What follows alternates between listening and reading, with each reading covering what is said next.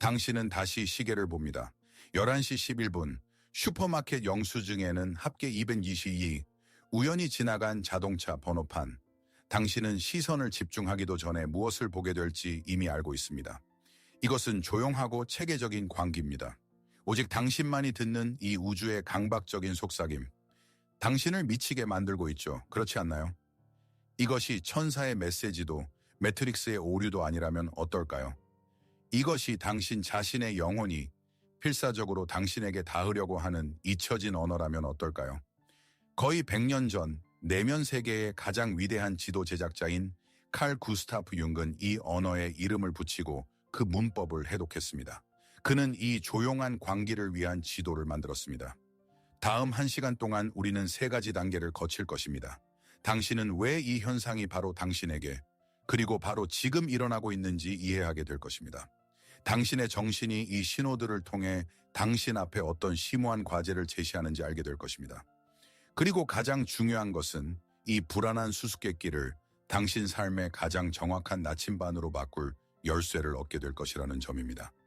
만약 당신이 외부에서 답을 찾는 것을 멈추고 내부에서 찾을 준비가 되었다면 우리의 몰입은 시작됩니다. 지금 숨을 한번 쉬어봅시다. 이것은 당신 의식의 바닥 아래에서 들려오는 조용한 울림과 같습니다. 처음에는 재미있습니다. 그저 재밌는 우연의 일치, 오직 당신만을 위한 우주의 개인적인 윙크. 당신은 미소를 지으며 신비로운 이야기의 주인공이 된 기분을 느낍니다. 그 다음엔 흥미를 끕니다. 우연의 일치가 규칙성을 띠기 시작합니다. 당신의 이성적인 마음은 논리를 찾고 이론을 세우기 시작합니다. 당신은 당신 인생에서 가장 이상한 사건을 수사하는 탐정이 됩니다. 그 사건에서 당신은 탐정이자 범죄 현장이며 유일한 단서입니다. 그러다 지치기 시작합니다. 신호를 찾는 것은 아무도 돈을 주지 않지만 모든 힘을 앗아가는 2번째 그림자 같은 일이 됩니다. 핸드폰을 볼 때마다, 영수증을 볼 때마다, 엘리베이터를 탈 때마다 당신이 실패할까 두려워하는 무의식적인 시험이 됩니다. 그리고 나서는 무서워집니다. 조용하고 오싹한 공포의 냉기. 내가 무언가 놓치고 있는 건 아닐까? 이게 경고라면 당신은 읽을 수 없는 메시지에 대한 견딜 수 없는 책임을 지게 됩니다. 당신은 다음 신호를 반쯤 무의식적으로 기다리며 조심스럽게 살기 시작합니다. 세상은 더 이상 그냥 세상이 아닙니다. 그것은 밀도와 명백함을 잃습니다. 그것은 당신이 한때 알았지만 오래전에 잊어버린 언어로 쓰인 텍스트가 됩니다. 그리고 이 모든 것에서 가장 힘든 것은 침묵입니다. 이상하게 여겨지지 않으려면 누구에게 이 이야기를 할 수 있을까요? 그래서 당신은 이 문제와 단둘이 남게 됩니다. 서서히 저주로 변해가는 당신 개인의 기적이라는 귀가 먹먹한 고요 속에서. 그리고 이 귀가 먹먹한 고요 속에서 가장 큰 두려움이 태어납니다. 당신이 스스로에게조차 말하기 두려워하는 두려움. 내가 현실과의 끈을 놓치고 있는 건 아닐까? 당신이 아마 한 번도 들어보지 못했지만 당신의 영혼이 간절히 듣고 싶어 하는 말을 해드리겠습니다. 당신이 겪고 있는 것은 광기의 징후가 아닙니다. 오히려 그 반대입니다. 이것은 깨어나는 감수성의 징후입니다. 당신의 정신은 부서지고 있는 것이 아닙니다. 그것은 더 투과성이 좋아지고 더 예민해지고 있습니다. 당신의 내면 세계와 외부 세계 사이에 벽이 더 얇아지고 투명해졌다고 상상해 보십시오. 당신은 거칠고 이성적인 시선이 그냥 무시해버리는 사건과 의미를 연결하는 미묘한 연결고리, 보이지 않는 실들을 감지하기 시작합니다. 대부분의 사람들은 일상의 소음에 귀가 먹먹해진 세상에 살고 있습니다. 그들의 내면 수신기는 가장 크고 가장 명백한 신호에만 맞춰져 있습니다. 하지만 당신의 수신기는 더 섬세하고 정확해지고 있습니다. 그것은 세상의 조용한 음악, 우연한 일치의 조화, 당신의 상태와 주변에서 일어나는 일 사이의 공명을 감지하기 시작합니다. 이것은 병리가 아닙니다. 이것은 교정입니다. 더 깊은 존재의 수준으로의 조율입니다. 그러니 지금 제 말을 들어주세요. 당신은 미쳐가고 있는 것이 아닙니다. 당신은 깨어나기 시작하고 있습니다. 하지만 깨어남은 항상 변화입니다. 인식의 급진적인 변화. 그리고 그것은 답에서 시작되는 것이 아니라 하나의 간단하지만 가장 중요한 단계에서 시작됩니다. 바로 올바른 질문입니다. 모든 밀교적 가르침, 인터넷의 모든 인기 있는 기사들은 당신에게 신호를 보고 물으라고 말합니다. 내게 무엇을 말하고 싶니? 그리고 여기에 그들의 근본적이고 거의 비극적인 실수가 있습니다. 왜냐하면 이 질문은 즉시 당신을 수동적인 학생의 위치에 그리고 우주를 모든 것을 아는 스승의 역할에 놓기 때문입니다. 그것은 당신을 지시를 받는 사람, 외부로부터의 단서를 찾아 현실을 스캔하는 기적을 기다리는 사람으로 만듭니다. 만약 올바른 질문이 완전히 다르게 들린다면 어떨까요? 만약 신호가 읽어야 할 편지가 아니라 들여다봐야 할 거울이라면 어떨까요? 그렇다면 유일하게 올바른 질문은 이것입니다. 나에게 무엇을 보여주고 싶니? 나 자신에 대해 이 차이를 들어보세요. 말하다는 외부로부터 정보를 얻는 것을 의미합니다. 보여주다는 이미 내부에 있는 것을 인식하는 것을 의미합니다. 우주는 당신에게 암호화된 명령을 보내지 않습니다. 그것은 단지 당신이 자신의 모습을 잊어버린 바로 그 순간에 당신 앞에 거울을 들고 있을 뿐입니다. 당신의 내면 상태, 당신의 불안, 당신의 희망, 당신의 말하지 않은 질문과 최고조에 달했을 때 말입니다. 첫 번째 질문은 당신을 수비학표에서 답을 찾게 만듭니다. 두 번째 질문은 당신을 당신 인생에서 가장 중요한 대화, 즉 자기 자신과의 대화로 초대합니다. 그리고 이제 우리는 이 열쇠를 손에 쥐고 있습니다. 신호가 거울이라는 생각. 이것은 간단하지만 믿을 수 없을 정도로 강력한 관점의 변화입니다. 하지만 한 가지 문제가 있습니다. 이 거울에 비친 모습을 읽는 법을 배우려면 먼저 그것이 깨끗한지 확인해야 합니다. 그리고 우리의 거울, 우리 인식의 거울은 수십 년 동안 두꺼운 먼지층으로 덮여 있습니다. 대중적인 오해, 값싼 해석, 그리고 인터넷에서 편리하게 다운로드할 수 있는 기성 답변들의 먼지 말입니다. 왜냐하면 흐릿한 거울은 당신의 진짜 얼굴을 보여주지 않을 것이기 때문입니다. 그것은 당신에게 다른 사람들의 의견, 미신적인 두려움, 그리고 즉각적인 깨달음에 대한 달콤한 약속들의 조각들로 만들어진 왜곡된 캐리커처를 보여줄 것입니다. 따라서 우리의 첫 번째이자 가장 중요한 과제는 들여다보는 것이 아니라 정화하는 것입니다. 우리는 명확하고 왜곡되지 않은 진실을 보기 위해 체계적으로 층층이 우리 인식에서 이 먼지를 닦아내야 합니다. 그리고 우리는 수백만 명의 사람들이 실제로 무슨 일이 일어나고 있는지 이해하는 것을 방해하는 가장 두꺼운 오물층인 주요 신화부터 시작할 것입니다. 자, 이 주요 신화, 이 거울 위의 두꺼운 먼지층은 무엇일까요? 그것은 당신의 질문에 대한 답이 어딘가 외부에 있다는 것입니다. 당신이 당신의 숫자를 볼 때의 첫 번째, 거의 반사적인 충동은 검색 엔진을 열고 12일이 무슨 뜻인가요? 또는 숫자 222의 의미를 입력하는 것입니다. 그리고 당신은 즉시 당신이 찾고 있는 것을 얻습니다. 깔끔하고 정돈된 기성 답변 목록. 천사들이 곁에서 당신을 지지하고 있습니다. 당신의 소원이 곧 이루어질 것입니다. 당신은 올바른 길을 가고 있습니다. 계속하세요. 그리고 여기에 첫 번째 함정이 있습니다. 이 접근 방식은 영적 패스트푸드입니다. 저는 그것이 왜 그렇게 유혹적인지 이해합니다. 그것은 뜨겁고 편리하며 예쁘게 포장되어 있습니다. 그것은 즉시 미지의 불안을 없애고 빠른 도파민 주사를 제공하며 당신이 혼자가 아니고 어떤 더 높은 힘이 당신을 돌보고 있다는 느낌을 줍니다. 그것은 진정됩니다. 그것은 즐겁습니다. 하지만 어떤 패스트푸드와 마찬가지로 나중에 지불해야 할 대가가 있습니다. 그것은 5분 동안 배고픔을 달래주지만 진정한 만족감을 주지는 않습니다. 그것은 영혼의 성장을 위한 영양소를 포함하고 있지 않습니다. 왜일까요? 왜냐하면 그것은 당신을 당신 자신의 미스터리를 적극적으로 탐구하는 사람에서 수동적인 명령 수신자로 바꾸기 때문입니다. 그것은 당신에게서 가장 소중한 것, 즉 당신의 내면의 힘, 당신의 권위를 빼앗아갑니다. 당신은 당신의 배의 선장이 되는 것을 멈추고 보이지 않는 무전실에서 명령을 기다리는 선원이 됩니다. 이 접근 방식은 당신의 삶을 기적을 기다리는 대기실로 만듭니다. 당신은 당신 자신의 삶을 사는 것이 아니라 당신이 그것을 올바르게 살고 있다라는 확인을 찾는 삶을 살기 시작합니다. 그리고 거울 속의 신호는 지시가 되고 당신은 그것의 실행자가 됩니다. 이것은 명확성을 약속하지만 궁극적으로는 외부 단서에 대한 의존으로만 이끄는 길입니다. 영적 패스트푸드의 진정한 심층적인 문제는 그것이 잘못된 답을 준다는 것이 아닙니다. 그것은 우리에게 잘못된 질문을 하게 만든다는 것입니다. 그것은 우리를 잘못된 것에 집중하게 만듭니다. 그것은 우리를 증상과 원인을 혼동하게 만듭니다. 아주 간단한 예로 설명해 드리겠습니다. 당신이 당신의 차를 타고 중요한 길, 어쩌면 당신 인생 전체의 길을 가고 있다고 상상해 보십시오. 당신은 통제력을 느끼고 길을 압니다.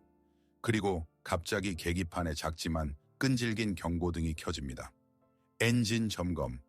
당신은 어떻게 할 건가요? 당신의 반응은 즉각적이고 논리적일 것입니다.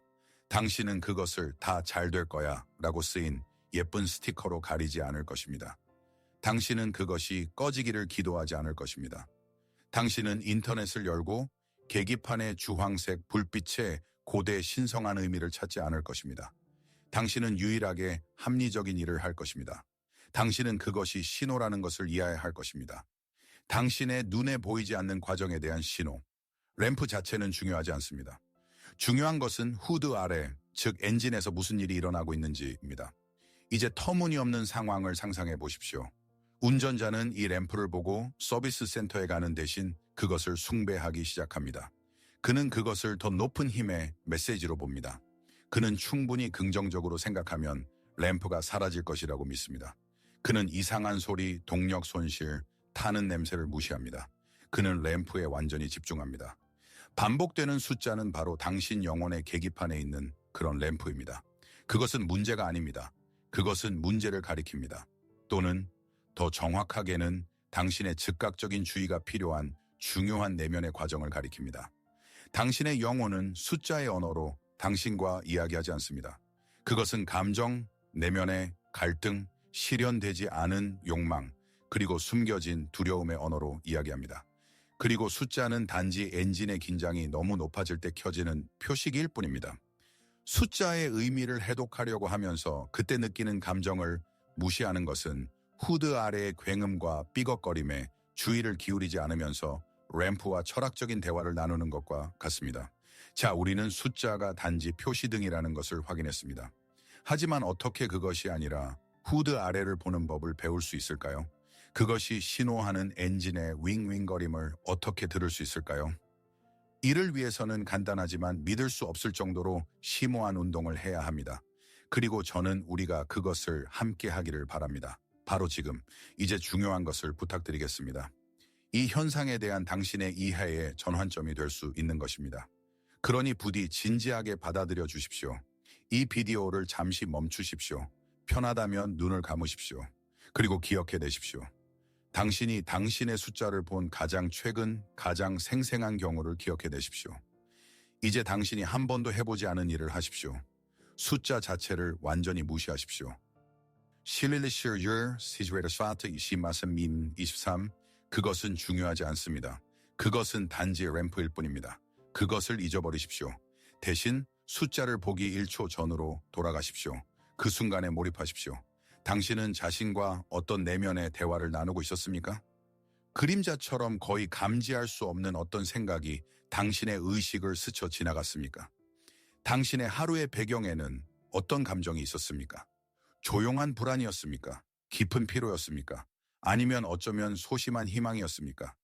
그 순간 당신은 어떤 미해결 문제, 어떤 삶의 매듭을 마음속으로 만지작거리고 있었습니까? 숫자에서 메시지를 읽으려 하지 마십시오. 당신 자신의 생각의 조용한 속삭임에서 그것을 읽으십시오. 분석하지 마십시오. 그냥 기록하십시오. 펜과 종이를 들거나 휴대폰에 메모를 여십시오. 그리고 그것을 적으십시오. 한 문장, 한 구절, 한 단어, 이것을 하십시오. 비디오를 잠시 멈추십시오. 그리고 돌아오면 당신은 이것이 왜 그렇게 중요한지 이해하게 될 것입니다. 당신이 방금 기록한 것, 그 감정, 그 생각, 그 질문, 그것이 바로 엔진의 목소리입니다. 그것이 바로 나침반 바늘이 가리키는 것입니다. 그것이 바로 열쇠입니다. 숫자 자체가 아닙니다. 그것과 공명하며 당신 안에서 일어나고 있던 것입니다. 방금 당신의 생각이나 감정을 기록한 것은 단순한 자기 성찰 연습이 아닙니다. 그것은 창조 행위입니다. 당신은 다리를 놓았습니다. 이 다리의 한쪽 기슭에는 우연하고 객관적인 외부 사건이 있습니다. 휴대폰 화면의 숫자. 다른 쪽 기슭에는 당신의 깊이 개인적이고 주관적인 내면 상태가 있습니다. 찰나의 생각, 배경 감정, 말하지 않은 질문. 이 순간까지 그들은 다른 우주에 존재했습니다. 하지만 당신이 그것들을 나란히 기록한 순간 당신은 직관적으로 연결을 감지했습니다. 당신은 그들 사이에 공명, 운율이 있다는 것을 보았습니다. 그리고 당신은 이 다리 위에 서서 그 존재에 놀란 첫 번째 사람이 아닙니다. 거의 100년 전 한 사람, 내면 세계의 가장 위대한 지도 제작자는 이 다리들이 우연이나 환상이 아니라고 결정했습니다. 그는 그것들이 인간 경험의 가장 중요하고 가장 무시된 부분이라고 결정했습니다. 그의 이름은 칼 구스타프 윤기였고 그는 수십 년의 삶을 바로 이 신비한 연결을 연구하는 데 바쳤습니다. 그는 놀라운 것을 발견했습니다. 이 다리들은 원인이 결과를 낳는 물리학의 법칙에 따라 지어지지 않습니다. 시계의 숫자가 당신의 불안을 유발하지 않았습니다. 그리고 당신의 불안이 그 숫자를 구체화하지 않았습니다. 융은 그들이 단지 함께 같은 순간에 보이지 않는 실, 의미의 실로 연결되어 나타났다는 것을 이해했습니다. 그는 이것이 변칙이 아니라 현실이 작동하는 근본적인 원리, 인과율과 병행하여 존재하는 두 번째 위대한 법칙이라는 것을 이해했습니다. 물질이 아니라 의미를 지배하는 법칙. 그는 이 의미 있는 우연의 일치, 영혼의 세계와 물질의 세계 사이에 이 다리의 음악처럼 들리는 이름을 주었습니다. 오늘 당신이 가지고 갈 이름, 그는 그것을 동시성이라고 불렀습니다. 동시성. 이것은 단지 아름다운 용어가 아닙니다. 이것은 당신이 알아야 할 정신의 주요 법칙입니다. 그리고 우리 여정의 다음 주요 부분에서 우리는 이 법칙이 정확히 어떻게 작동하는지, 왜 그것이 바로 지금 당신의 삶에서 활성화되는지, 그리고 그것을 점술이 아니라 자기 자신과의 가장 깊은 대화를 위해 어떻게 사용할 수 있는지 분석할 것입니다. 해체는 끝났습니다. 깨달음이 시작됩니다. 그렇다면 동시성이란 무엇일까요? 그것을 이해하기 위해 우리는 서구적인 사고방식으로는 매우 어려운 일을 해야 합니다.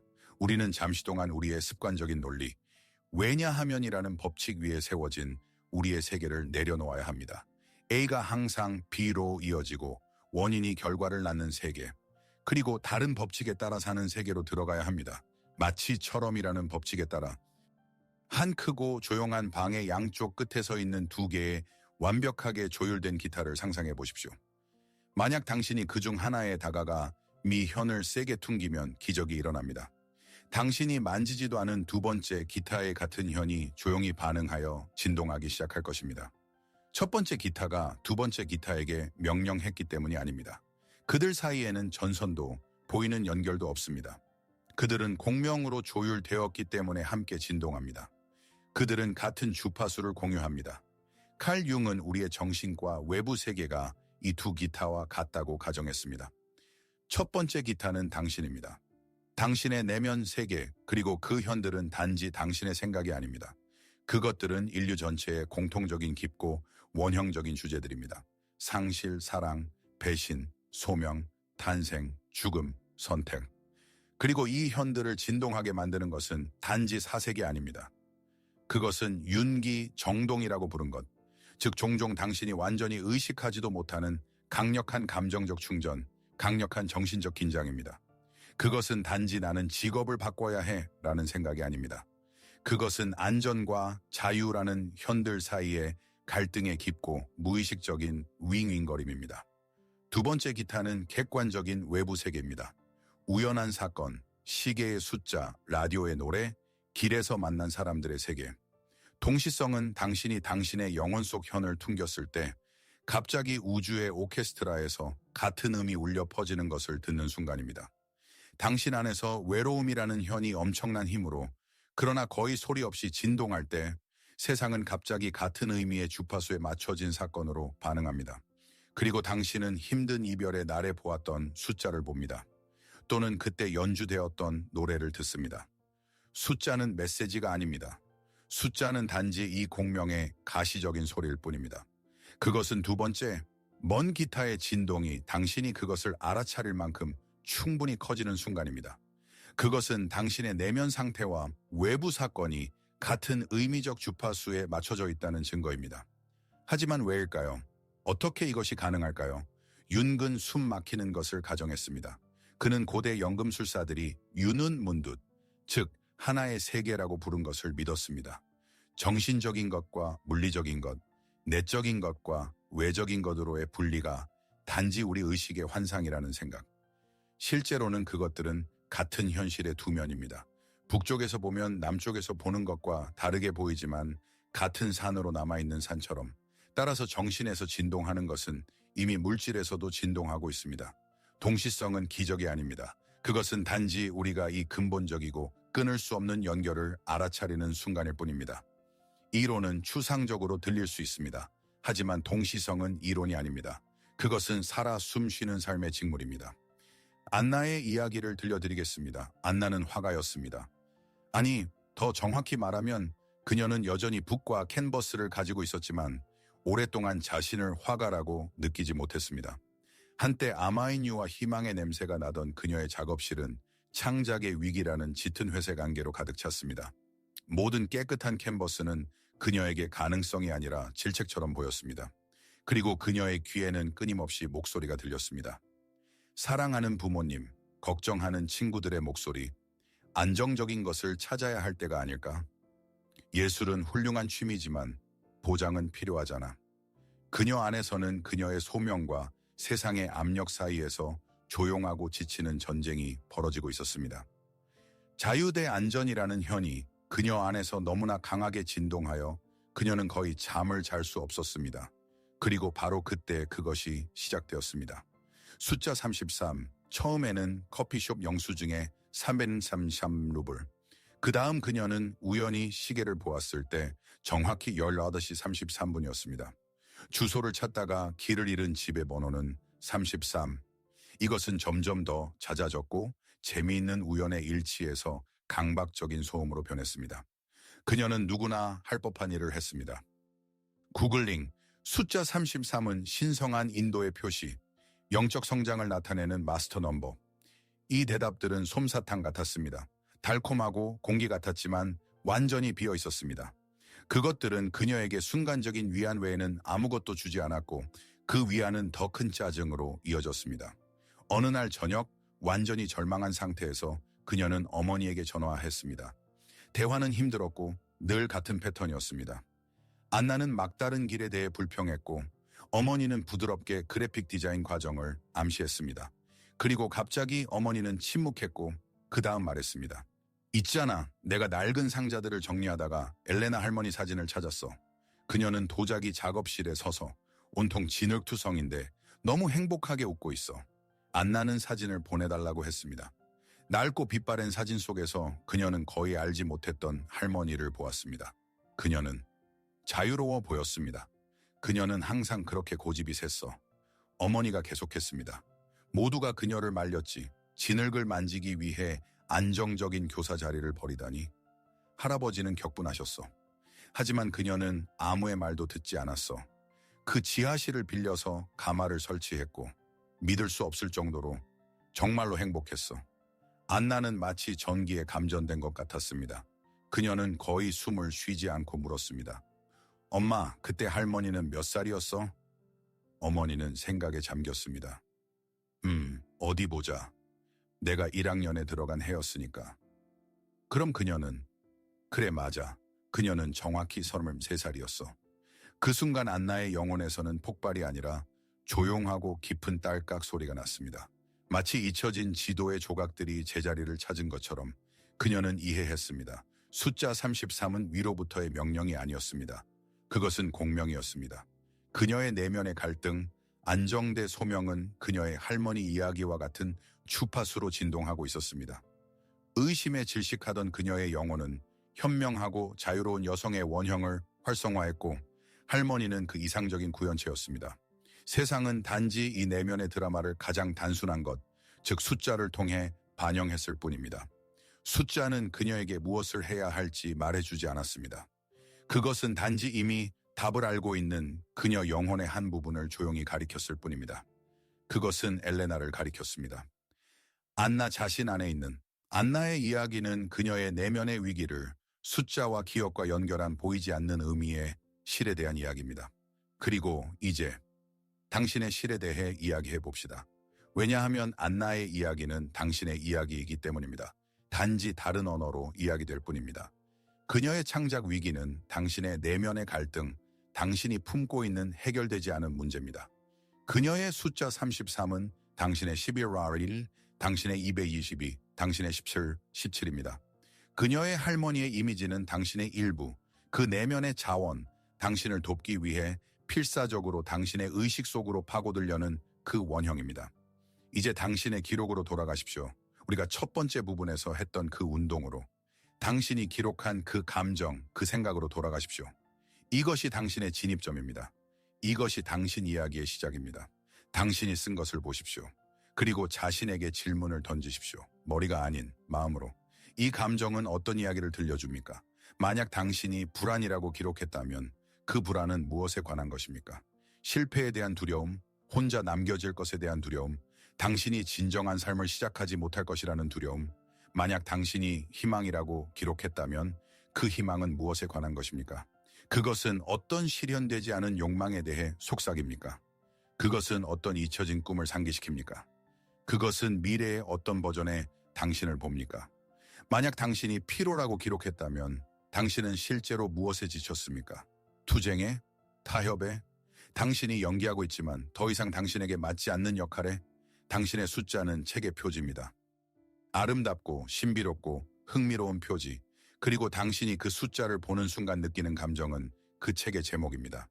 당신의 과제, 당신의 유일하고 가장 중요한 과제는 이 책을 열고 읽기 시작하는 것입니다. 표지를 해독하려는 시도를 멈추십시오. 용기를 내어 당신의 감정의 언어로 쓰인 첫 문장을 읽으십시오. 이 책은 당신 자신에 대해 무엇을 말하고 싶어 합니까? 당신 영혼에 먼지 쌓인 다락방에 잊혀진 어떤 내면의 영웅에 대해 이야기합니까? 당신이 오래전부터 싸워야 했던 어떤 용에 대해 경고합니까? 숫자는 답이 아닙니다. 숫자는 당신의 영혼이 당신의 의식에게 던지는 질문입니다. 그리고 그 답은 인터넷에서 찾을 수 없습니다. 당신은 그것을 바로 지금 당신이 손에 들고 있는 그 책의 페이지에서만 찾을 수 있습니다. 그리고 당신이 당신의 감정의 언어로 쓰인 이 책을 열 때 당신은 그 장들, 그 등장인물들, 당신의 잊혀진 부분들, 그 줄거리의 전환점들을 보게 됩니다. 하지만 모든 위대한 책에는 하나의 주요하고 중심적인 주제가 있습니다. 모든 서사를 관통하는 하나의 실, 그리고 어둠 속에서 이 시를 조명하는 단 하나의 질문이 있습니다. 이것은 융이 동시성을 마주했을 때 그의 환자들과 자신에게 던졌던 주요 질문입니다. 이것이 오늘 제가 당신에게 선물하고 싶은 질문입니다. 그것을 천천히 발음하고 각 단어에 귀를 기울이십시오. 나의 어떤 부분, 내 삶의 어떤 측면이 지금 당장 나의 주의를 절실히 필요로 하기에 외부 세계의 우연을 통해 소리쳐야만 하는가? 그것이 얼마나 기발하게 구성되었는지 주목하십시오. 그것은 미래의 나에게 무엇이 기다리고 있는가? 라고 묻지 않습니다. 그것은 내가 올바른 선택을 하고 있는가? 라고 묻지 않습니다. 이것은 좋은 징조인가? 나쁜 징조인가? 라고 묻지 않습니다. 이 모든 질문들은 당신을 수동적으로 만듭니다. 이 질문은 그러나 당신에게 당신의 힘, 당신의 내면의 권위를 돌려줍니다. 그것은 미래를 점치는 것에서 현재에 대한 깊고 정직한 진단으로 초점을 옮깁니다. 그것은 말합니다. 램프가 켜져 있다. 엔진이 시끄럽다. 정확히 어디인가? 내 자신의 삶에서 내가 무엇에 주의를 기울이지 않게 되었는가? 내 영혼의 어떤 부분을 내가 너무 오랫동안 무시했기에 그것이 나에게 닿기 위해 그런 절박한 수단을 사용해야만 하는가? 그리고 이제 저는 여러분을 이 화면을 넘어선 대화로 초대하고 싶습니다. 저는 여러분을 공동의 탐구 공간으로 초대하고 싶습니다. 저는 여러분에게 여러분의 이야기의 내밀한 세부 사항을 댓글로 공유해달라고 요청하지 않습니다. 여러분의 책은 오직 여러분의 것입니다. 하지만 저는 여러분에게 그 제목을 공유해달라고 요청합니다. 한 단어로. 이 주요 질문에 대해 생각해 보십시오. 그리고 답이 형성되기 시작하면 그것을 단 하나의 주제로 구체화하십시오. 댓글의 답 자체를 공유하지 말고 여러분의 신호가 여러분에게 지적한 주제를 설명하는 한 단어를 공유하십시오. 아마도 그것은 자유일 것입니다. 아마도 관계일 것입니다. 또는 소명, 또는 치유, 경계, 신뢰, 용서. 이것을 저를 위해 하지 마십시오. 여러분 자신과 이 길을 함께 걷는 모든 사람들을 위해 하십시오. 그리고 나서 댓글을 훑어보십시오. 여러분이 보게 될 것은 놀라울 것입니다. 그것은 단지 단어 목록이 아닐 것입니다. 그것은 살아 숨쉬는 집단 영혼의 지도가 될 것입니다. 지금 당장 우리 모두를 걱정시키는 주제들의 지도. 여러분은 여러분 안에서 진동하는 현이 수백, 수천 명의 다른 사람들 안에서도 진동하고 있다는 것을 보게 될 것입니다. 그리고 그 순간 여러분은 이해하게 될 것입니다. 여러분은 여러분의 탐구에서 혼자가 아닙니다. 여러분의 이야기는 독특하지만 여러분의 주제는 보편적입니다. 이 지도를 함께 만들어 봅시다. 여러분의 단어를 쓰십시오. 그리고 당신이 댓글에 있는 이 주제들의 지도를 볼 때 자유, 소명, 치유와 같은 외로운 단어들의 이 숲을 볼 때 당신은 매우 중요한 것을 이해하기 시작합니다. 당신은 우리 모두가 비슷하고 오래 잠겨있던 문들 앞에 서 있다는 것을 이해합니다. 이것은 오늘 당신이 할 수 있는 가장 중요하고 가장 치유적인 인식의 전환으로 우리를 이끕니다. 이 순간까지 당신은 이 반복되는 숫자들을 강박적인 수수께끼로 보았습니다. 변칙으로. 당신의 삶의 매트릭스에서 무시하거나 해독해야 할 조용한 결함으로. 이제 저는 당신이 그것들을 초대로 보기를 제안합니다. 당신의 의식이 당신이 사는 집이라고 상상해 보십시오. 그리고 동시성은 그 문들 중 하나에 대한 끈질긴 노크입니다. 처음에는 조용하다가 점점 더 커집니다. 누가 노크하고 있습니까? 그것은 낯선 사람이 아닙니다. 그것은 적이 아닙니다. 그것은 당신 자신의 영혼입니다. 당신의 자아, 당신의 진정한 나, 당신의 진정한 길을 아는 당신의 전체적인 부분. 그것은 당신의 의식의 문을 두드립니다. 왜냐하면 문 뒤에는 당신이 오랫동안 들어가지 않은 방이 있기 때문입니다. 당신의 의식적인 에고가 위험하거나 불필요하거나 단지 무섭다고 생각하는 방. 아마도 그것은 당신의 어린 시절 트라우마의 방일 것입니다. 아마도 당신의 묻힌 재능의 방일 것입니다. 또는 당신의 취약성의 방. 당신의 에고는 그 위에 출입 금지라는 팻말을 걸어두고 부지런히 그것을 피합니다. 하지만 바로 그곳, 그 잊혀진 방에 지금 당신에게 절대적으로 필요한 것이 보관되어 있습니다. 그곳에 당신의 다음 단계, 당신의 치유, 당신의 성장이 보관되어 있습니다. 고대 연금술사들은 동시성 사건이 프리마 마테리아, 즉 원료라고 말했을 것입니다. 그 자체로는 단지 납덩어리, 우연한 숫자일 뿐입니다. 하지만 당신이 그것을 받아들이고 이것이 나의 어떤 내면의 주제와 공명하는가 라고 자문할 때 당신은 이 납을 당신의 주위의 영음술 용광로에 넣습니다. 당신의 내면의 작업, 당신 자신에 대한 정직함, 바로 그 방을 들여다볼 용기, 이것이 바로 우연의 납을 의미의 금으로 바꾸는 불입니다. 그러니 가장 중요한 것을 이해하십시오. 당신의 영혼은 당신을 고문하지 않습니다. 그것은 당신과 숨바꼭질을 하지 않습니다. 그것은 당신을 사랑합니다. 그것은 당신을 너무나 사랑해서 당신이 마침내 용기를 내어 문을 열 때까지 당신의 의식의 문을 계속해서 두드릴 준비가 되어 있습니다. 당신의 임무는 노크를 멈추게 하는 것이 아닙니다. 당신의 임무는 문으로 가서 열쇠를 돌리고 네, 듣고 있습니다. 라고 묻는 것입니다. 그리고 당신이 그 문을 열기로 결심했을 때 당신이 네, 듣고 있습니다. 라고 말했을 때 당신의 작업은 근본적으로 바뀝니다. 당신은 수동적인 관찰자가 되는 것을 멈추고 당신 인생에서 가장 중요한 대화에 적극적인 참여자가 됩니다. 그러니 지금 제 말을 들어주세요. 수비학표에서 답을 찾으려고 하지 마세요. 구글에게 당신의 숫자가 무엇을 의미하는지 묻지 마세요. 진정한 답은 거기에 있지 않습니다. 그것은 당신의 내면 풍경의 지형, 그 산, 강, 그리고 어두운 숲에 있습니다. 당신의 새로운 임무는 숫자를 해독하는 것이 아니라 그것이 공명하는 감정을 탐구하는 것입니다. 이 감정과 마주하십시오.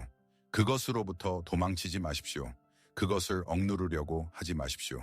현명하지만 이해하기 어려운 손님처럼 그것과 대화하십시오. 만약 그것이 당신의 가슴을 조이는 불안이라면 부드럽게 물어보십시오. 당신은 나를 무엇으로부터 보호하려고 합니까? 내가 알아차리기를 거부하는 어떤 위험을 당신은 봅니까? 당신은 불안이 적이 아니라 단지 너무 열심히 자신의 일을 하는 겁먹은 파수꾼이라는 것을 알게 될 것입니다. 만약 그것이 조용하고 가슴 아픈 슬픔이라면 그것에게 물어보십시오. 당신은 무엇 때문에 울고 있습니까? 진정으로 잃어버린 것은 무엇입니까? 내가 과거에 남겨둔 자신의 중요한 부분은 무엇이며 어떻게 그것을 되찾을 수 있습니까? 만약 그것이 갑작스러운 희망의 찌름이라면 그것에게 물어보십시오. 당신은 나에게 어떤 미래의 버전을 보여주고 있습니까? 당신은 나에게 어떤 실현되지 않은 잠재력에 대해 상기시켜줍니까? 그리고 문 뒤에서 항상 밝은 천사가 당신을 기다리고 있지는 않을 것이라는 점에 대비하십시오. 때로는 당신이 추방한 당신의 일부가 노크합니다. 당신의 교양 있는 에고가 나쁘다고 생각하는 부분. 아마도 그것은 다른 사람의 성공에 대한 불타는 질투일 수 있습니다. 아마도 가까운 사람에 대한 둔한 짜증일 수 있습니다. 아마도 사소하고 부끄러운 분노일 수 있습니다. 그들의 코앞에서 문을 쾅 닫지 마십시오. 이들은 가장 중요한 손님입니다. 질투에게 물어보십시오. 내가 나 자신에게 인정하기 두려워하는 나 자신의 어떤 욕망에 대해 당신은 나에게 소리치고 있습니까? 분노에게 물어보십시오. 나의 어떤 경계가 침해되었습니까? 내가 이것이 일어나도록 허용함으로써 나 자신을 어디에서 배신했습니까? 당신의 일은 해독가가 되는 것이 아니라 당신의 내면 세계에 민감하고 용감한 청취자가 되는 것입니다. 당신은 외부 코드의 분석가가 아닙니다. 당신은 당신 자신의 영혼의 대화 상대입니다. 당신의 임무는 신호의 전문가가 되는 것이 아닙니다. 당신의 임무는 당신 자신에 대한 전문가가 되는 것입니다. 하지만 끊임없이 소리치고 주의를 산만하게 하는 세상에서 이 내면의 청력을 어떻게 훈련할 수 있을까요? 일상의 포효 속에서 영혼의 조용한 속삭임을 구별하는 법을 어떻게 배울 수 있을까요? 악기를 연주하거나 새로운 언어를 배우는 것과 같은 모든 기술처럼 그것은 연습이 필요합니다. 규칙적이고 의식적인 연습. 그리고 이를 위해 매우 간단하지만 믿을 수 없을 정도로 강력한 도구가 있습니다. 저는 당신이 동시성 일기를 쓰기 시작하기를 바랍니다. 겁먹지 마세요. 이것은 몇 시간의 명상이나 복잡한 의식을 필요로 하지 않습니다. 당신은 단지 간단한 공책이나 휴대폰의 메모 앱만 있으면 됩니다. 페이지를 3개의 열로 나누십시오. 첫 번째 열, 사건. 여기서는 객관적인 외부 사실을 기록합니다. 감정 없이 경찰이 보고서에 쓰듯이 건조하게. 14세나 들사.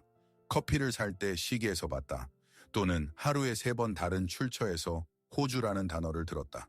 이것은 현실에 닫힙니다. 두 번째, 열, 내부 맥락. 이것이 가장 중요한 부분입니다. 여기서는 당신이 당신 영혼의 시인이 됩니다. 당신은 사건 직전이나 순간에 당신 안에서 무슨 일이 있었는지 설명합니다. 상사와의 힘든 대화를 앞두고 생각하고 있었다. 두려움과 불공평함에 혼합된 감정을 느꼈다. 몸에 긴장이 있었다. 최대한 정직하고 구체적으로 쓰십시오. 그리고 세 번째 열, 의미의 다리. 여기서는 당신이 탐험가가 됩니다. 당신은 최종적인 답을 쓰지 않습니다. 당신은 가설을 세웁니다. 당신은 첫 번째와 두 번째 열 사이에 그 다리를 놓으려고 합니다. 당신은 자신에게 묻습니다. 만약 이것이 우연이 아니라면 어떤 의미를 가질 수 있을까? 그리고 가능한 변형을 기록합니다. 예를 들어 아마도 이것은 이 상황에서 균형과 평형 1424를 찾아야 한다는 것을 상기시켜 주는 것일 수 있다. 공격적으로 되지 말고 희생자도 되지 말라. 내 입장을 공정하게 지켜라. 가장 중요한 것을 이해하십시오. 이 일기의 목적은 점술이 아닙니다. 당신은 미래를 예측하려는 것이 아닙니다. 당신은 근육을 훈련하고 있습니다. 당신의 내면 세계에 대한 주의력의 근육. 당신은 이 미묘한 공명을 알아차리는 법을 배우고 있습니다. 처음에는 억지스러워 보일 수 있습니다. 하지만 일주일 후, 한 달 후 당신은 패턴을 보기 시작할 것입니다. 당신은 특정 숫자나 신호가 특정 내면의 주제와 관련하여 나타나는 것을 보게 될 것입니다. 당신은 당신의 자아가 당신과 특별히 이야기하는 독특한 언어를 이해하기 시작할 것입니다. 이 일기는 예언서가 아닙니다. 그것은 우연의 언어에서 의미의 언어로 번역하기 위한 당신의 개인적인 회화집입니다. 이것은 당신이 이 불안한 수수께끼를 당신의 가장 신뢰할 수 있는 나침반으로 바꾸기 위해 할 수 있는 가장 실용적인 단계입니다. 그리고 당신이 이 연습을 시작할 때 매일, 매주 당신에게 깊은 내면의 변화가 일어날 것입니다. 이것은 단지 습관의 변화가 아닐 것입니다. 이것은 정체성의 변화일 것입니다. 당신은 더 이상 설명할 수 없는 현상의 희생자가 아니며 우연의 바다에 버려진 존재가 아닙니다. 당신은 당신 자신의 영혼과 대화하는 사람입니다. 당신은 당신의 의식과 무의식 사이의 대화에서 태어나는 당신 삶의 의미의 공동 저자입니다. 세상은 신비로움을 잃지 않았습니다. 결코 잃지 않을 것입니다. 하지만 당신은 그 안에서 길을 잃지 않게 되었습니다. 왜일까요? 왜냐하면 당신은 나침반을 찾았기 때문입니다. 그리고 그 바늘은 북쪽, 동쪽 어떤 외부 목표를 가리키는 세상의 다른 모든 나침반과 달리 항상 안쪽을 가리킵니다. 그것은 당신의 자아, 당신의 내면 중심, 항상 집이 어디인지 아는 당신 안의 그 지점을 가리킵니다. 그리고 당신이 당신의 중심이 어디인지 알 때 당신은 더 이상 주변에서 길을 잃을까 두려워하지 않습니다. 당신을 이곳으로 이끈 그 조용한 윙윙거림, 그 강박적인 광기는 병이 아니었습니다. 그것은 성장의 위기였습니다. 그것은 새롭고 더 넓은 의식의 탄생의 고통이었습니다. 당신의 넓고 좁은 나, 당신의 에고는 당신을 통해 나타나려 애쓰는 그 전체성에 비해 너무 비좁아져서 터져나가고 있었습니다. 당신이 저주로 인식했던 것은 사실 축복이었습니다. 그것은 당신은 당신이 생각하는 것보다 더 크다, 성장할 때다 라고 말하는 당신 영혼의 부름이었습니다. 당신은 신에 대한 답을 찾기 위해 이곳에 왔습니다. 그리고 당신은 의미 있는 유일한 신호는 당신 자신이라는 이해를 가지고 떠납니다. 당신의 몸, 당신의 감정, 당신의 꿈, 당신의 갈등, 이것이 바로 읽는 법을 배워야 할 진정한 텍스트입니다. 진정한 힘은 미래를 예측하는 데 있는 것이 아닙니다. 그것은 당신 영혼의 현재 순간과 너무나 깊은 접촉을 하여 미래가 저절로 가장 조화로운 방식으로 당신 주위에 정렬되는 데 있습니다. 당신은 더 이상 길을 찾지 않습니다. 당신이 길이 됩니다. 우리는 이 1시간 동안 긴 길을 걸어왔습니다. 시계 화면의 불안한 수수께끼에서 영혼의 심장부에 있는 내면의 나침반까지. 우리는 정신의 어두운 광산으로 내려가 순금 조각을 가지고 나왔습니다. 이제 우리가 함께 채굴한 그 주요하고 빛나는 통찰력을 이 금에 새겨봅시다. 자, 오늘 우리가 발견한 정신의 주요 법칙은 무엇일까요? 그것은 아무것도 우연이 아니라는 것. 왜냐하면 모든 것이 연결되어 있기 때문입니다. 하지만 당신을 포로로 잡고 있는 미리 정해진 운명의 뻣뻣한 실로 연결된 것이 아니라 당신을 춤으로 초대하는 살아있는 진동하는 의미의 현으로 연결되어 있습니다. 운명은 당신을 위해 쓰여진 시나리오입니다. 의미는 당신이 세상과 공명하며 창조하는 음악입니다. 그리고 당신이 반복되는 숫자를 볼 때 알아두십시오. 그것은 우주가 당신에게 말하는 것이 아닙니다. 그것은 당신 안의 우주가 당신에게 말하는 것입니다. 그것은 당신의 자아, 당신의 거대하고 진정한 나, 당신의 작고 불안한 에고보다 더 현명하고 더 오래되고 더 큰 당신 정신의 전체적인 중심입니다. 당신의 에고가 자신의 지도와 경로에 자신감을 가지고 삶의 표면을 항해하는 작은 배라고 상상해 보십시오. 그리고 자아는 그 아래에 끝없는 깊은 바다입니다. 동시성은 이 바다가 배에게 그것이 속한 무한한 깊이를 상기시키기 위해 표면으로 조용하지만 강력한 파도를 보낼 때입니다. 배가 자신을 온 바다라고 착각하지 않도록 그것은 당신의 자아가 당신에게 집으로 가는 길을 상기시켜 주는 것입니다. 어떤 장소로가 아닙니다. 집으로, 당신의 진정성, 당신의 전체성, 세상이 당신에게 당신이 되어야 한다고 말하기 전에 당신이 태어난 그 사람에게로. 시계의 숫자는 단지 당신의 무한한 본성을 기억하도록 당신의 배전을 스친 바다의 한 방울일 뿐입니다. 그리고 당신이 이 진리를 단지 머리로만이 아니라 온 존재로 받아들일 때 숫자들에 대한 당신의 태도만 바뀌는 것이 아닙니다. 모든 것이 바뀝니다. 이날부터 당신의 세상은 더 깊어질 것입니다. 라디오에서 우연히 나온 노래, 그 가사가 갑자기 당신의 말하지 않은 질문에 완벽하게 들어맞는 아침에 생각했던 사람과의 갑작스러운 만남, 군중 속에서 엿들은 문장, 그것이 당신을 화살처럼 꿰뚫어 당신 문제의 핵심을 찌르는, 가게에서 선반에서 저절로 떨어져 필요한 페이지가 열리는 책, 이 모든 것이 당신에게 똑같은 신호, 똑같은 거울, 똑같은 대화의 초대가 될 수 있습니다. 당신은 긴장하며 신호를 찾기를 멈출 것입니다. 당신은 더 이상 단서를 열렬히 기다리며 현실을 스캔할 필요가 없을 것입니다. 대신 당신은 평온하고 열린 주의력의 감각으로 살기 시작할 것입니다. 당신은 마치 항상 배경에서 연주되었지만 당신 자신의 내면의 소음 때문에 알아차리지 못했던 조용한 음악을 듣는 법을 배운 것과 같을 것입니다. 당신은 현실과 대화에 들어갑니다. 그곳에서 모든 순간은 당신이 올바른 질문을 할 준비가 되어 있다면 의미로 가득 찰 수 있습니다. 이것은 당신의 삶이 더 쉬워질 것이라는 의미는 아닙니다. 아닙니다. 문제는 사라지지 않을 것입니다. 고통은 물러서지 않을 것입니다. 의심과 피로의 날들이 있을 것입니다. 하지만 그것들에 대한 당신의 태도가 바뀔 것입니다. 가장 어두운 날조차, 가장 고통스러운 경험조차 이 대화의 일부, 당신의 영혼이 당신의 의식에 전달하려는 메시지의 일부가 될 수 있습니다. 당신의 삶은 우연한 사건들의 집합에서 의미 있고 비록 복잡하지만 시로 변합니다. 그리고 당신은 그 주요 독자입니다. 우리가 이 1시간 동안 함께한 이 모든 여정은 당신의 주요한 자질 없이는 불가능했을 것입니다. 저는 당신에게 감사하고 싶습니다. 단지 당신의 시간과 관심 때문만이 아닙니다. 저는 당신의 신뢰와 용기에 감사하고 싶습니다. 왜냐하면 자기 자신을 깊이 들여다보는 것은 용감한 행동이기 때문입니다. 외부 소음으로 우리를 필사적으로 산만하게 하려는 세상에서 내면 대화의 침묵을 선택하는 것은 행동입니다. 답이 다른 사람의 지시에 있는 것이 아니라 자신의 깊이에 있다는 것을 인정하는 것은 주권을 얻는 행위입니다. 당신은 그것을 해냈습니다. 당신은 이 길을 끝까지 걸었습니다. 그리고 이제 당신은 압니다. 당신은 이 탐구에서 혼자가 아닙니다. 당신이 고독 속에서 들었던 그 조용한 윙윙거림은 사실 거대한 합창단의 일부입니다.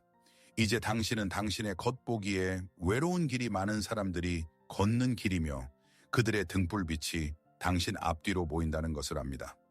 그러니 공식적으로 말씀드리겠습니다. 환영합니다. 신호가 아닌 의미를 찾는 사람들의 커뮤니티에 오신 것을 환영합니다. 어려운 질문을 할 준비가 되어 있고 정직한 답변을 받는 것을 두려워하지 않는 사람들. 심리학이 기술의 집합이 아니라 영혼으로 가는 길인 사람들. 이 탐구의 일부가 되어주셔서 감사합니다. 그리고 이 탐구자들의 커뮤니티가 성장하고 우리의 공동 탐구가 더 깊고 대담해지도록 저는 여러분에게 몇 가지 간단하지만 매우 중요한 일을 부탁드립니다. 이 1시간의 여정이 여러분에게 가치 있었다면, 여러분이 공명을 느꼈다면 구독하십시오. 여러분의 구독은 단지 클릭이 아닙니다. 그것은 여러분의 의도 선언입니다. 그것은 여러분이 우리와 함께 이 길을 계속할 준비가 되어 있다는 여러분의 신호이며 인간 영혼의 가장 깊은 비밀 속으로 뛰어들 준비가 되어 있다는 것입니다. 우리가 다시 지도를 열고 다음 탐험을 떠날 순간을 놓치지 않도록 종을 누르십시오. 그리고 마지막으로 한 사람에 대해 생각해 보십시오. 여러분이 생각하기에 이 우주의 조용한 속삭임을 역시 듣는 사람, 역시 가슴 졸이며 시계를 보고 답을 찾지 못하는 사람, 이 비디오를 그와 공유하십시오. 이것은 단지 리포스트가 아닐 것입니다.